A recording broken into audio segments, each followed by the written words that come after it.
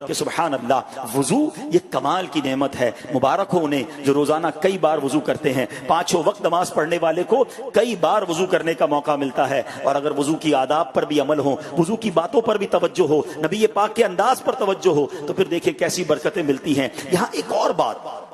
بڑی خوبصورت ہے کہ حضرت عثمان غنی رضی اللہ تعالیٰ عنہ نے جو فرمایا نا کہ چہرہ دھونے سے چہرے کے گناہ، ہاتھ دھونے سے ہاتھ کے، سر کا مسح کرنے سے سر کے، اور پاؤں دھونے سے پاؤں کے گناہ جڑ جاتے ہیں، مفتی احمد یار خان نعیمی اسی مفہوم کی ایک حدیث کے تحت فرماتے ہیں، خیال رہے کہ یہاں صرف ان اعضاء یعنی ہاتھ، سر اور پاؤں اور چہرے کے گناہ مراد نہیں ہیں، بلکہ فرمایا وضو کی برکت سے سارے، یہاں تک کہ دل و دماغ کے گناہ بھی معاف ہو جاتے ہیں۔ ہاں، جب بندہ وضو کرتا ہے نا تو یہ سارے گناہ معاف ہو جاتے ہیں۔ ہاں، آپ نے وضاحت کی کہ یہ گناہ صغیرہ معاف ہوتے ہیں، ہاں گناہ کبیرہ توبہ کے بغیر معاف نہیں ہوتے، اور بندوں کے